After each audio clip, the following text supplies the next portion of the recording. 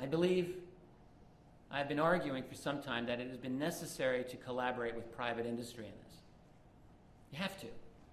If you got this piece of alien artifact and you want to study it, you want to replicate it, well, at some point it's going to have to go to Boeing or Lockheed or General Electric, Raytheon, wherever. These are the companies that have the people. They've got the engineering personnel. They've got the scientific expertise.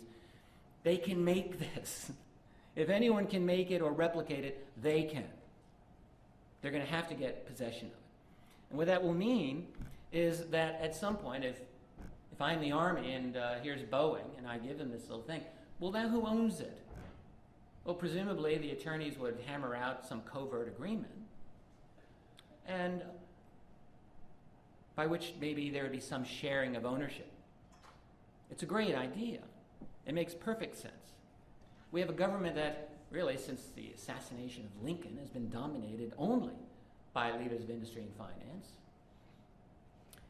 And so they've essentially managed, for the most part, U.S. policy, domestically and foreign policy, for 150 years anyway. Every one of the major advisors to the U.S. president are members of organizations like the Council on Foreign Relations, which, again, is explicitly created by and for the leaders of industry and finance. And they have dominated U.S. State Department. They've dominated all the branches of the executive government for about 80 years, 70 years. And privatizing the secret helps with secrecy, clearly. Because now it's not classified as proprietary. It's a trade secret. It's not a matter of public inquiry. It's private. And once you, the four-star general who's involved in handing this technology over, retire from the force that you're in, you become a senior VP with this company and you make a lot of money and you've got a good life. You've got the revolving military-industrial nexus working for you, that revolving door. Who's going to rock the boat? How do you pay for this research? It's got to be expensive. It's got to be expensive. Think about this. I spoke to one insider. He's famous person, a very brilliant man, who said to me explicitly that by all estimates that he was able to ascertain, the money that goes into the security of this program is about 7 to 8 times more than the money going into scientific R&D. So it's vastly more expensive to maintain the secret. I don't have a breakdown of the accounting. That would be nice, but I might think you've got underground infrastructure possibly to build, right? Guns, management of media, all of these things cost money. Presumably that's what he's talking about. It's a lot of money, and you can't necessarily requisition it openly from Congress. So how do you do it? You got to keep it hidden. It might help to divert a lot of funds covertly. Anyone who's really bothered to investigate not just the CIA, but you really look at any major intelligence agency of other nations, and you look at connections dealing with such unseemly topics as narcotics trafficking, stock market fraud. These connections come up, all right? And certainly when they make it to the mainstream, there's all kinds of spin control to minimize the impact of these revelations, but they are out there. Your public library has got very good sources on this. There's a lot of funny business going on in the world of intelligence. And look, if you want to raise private armies, you want to subvert elections, you want to kill people secretly and not anyone know about it, well, it certainly helps to have your own stash of cash that you don't have to explain. And so there's obviously an incentive here. So what I would suggest, and if there are students in this room or watching of the black budget, people interested in that, I would suggest that the UFO secret is possibly the originator, or certainly one of the main forces behind the creation of a black budget. Students of the black budget continually miss this point because they're afraid to look at UFOs. God forbid. But this is a real problem. It involves real money. And going back to the 1940s, this national security issue was prominent enough that it necessitated the creation of an extra-constitutional black budget culture. Not a lot of work has been done on this publicly. This man, Bill Sweetman, aerospace writer, did a very good article about a decade ago on how these special access programs or black budget programs operate.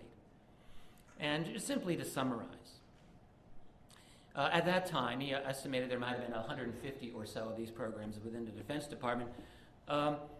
Basically, he said they don't seem to have much or any oversight, certainly not from Congress.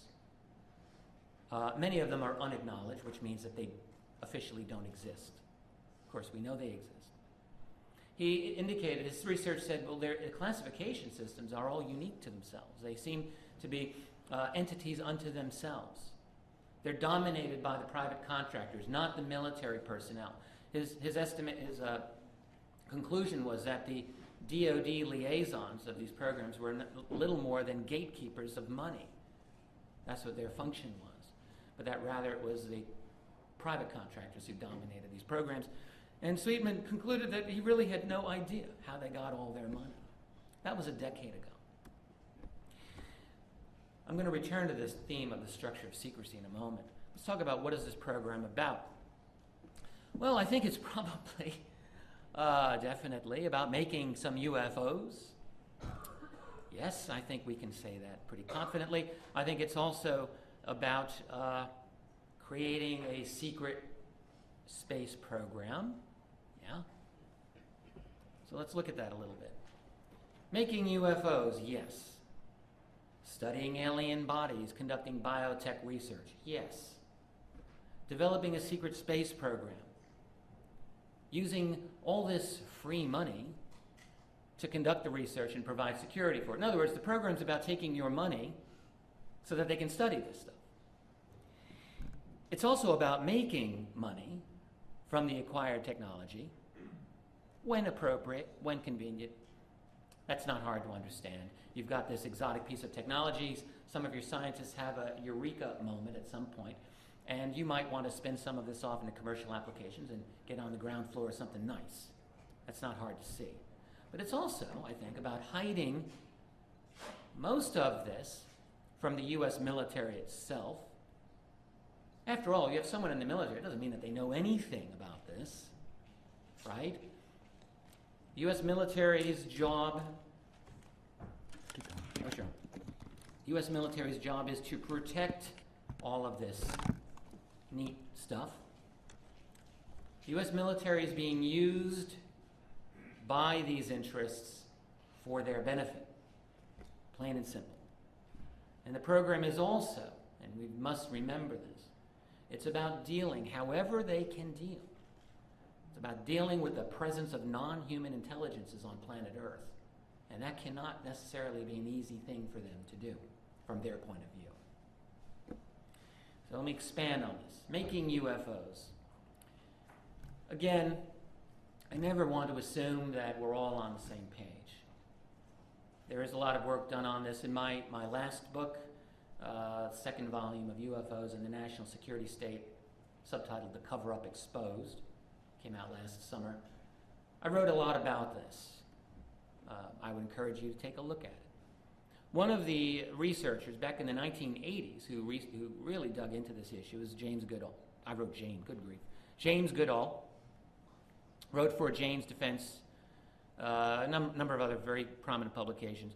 And during the 80s and early 1990s, James Goodall just interviewed a number of Groom Lake Area 51 insiders, concluded that there were unconventional technologies in use. There were many deeply classified programs, including a silent flying triangle back in the 80s. Before the world knew about Bob Lazar and his claims about reverse engineering alien craft, James Goodall was also digging into this topic through his own investigations. One of his contacts, Goodall said to him, do you believe in UFOs? And the guy who had 12 years experience at Groom Lake, highly classified, said, absolutely, positively they exist. Goodall asked, well, can you expand on this for me? The man said, no. Another of his sources said, we have things out there that are literally out of this world, better than Star Trek, or anything you can see in the movies. And Goodall again said, well, can you please elaborate? The man said, no.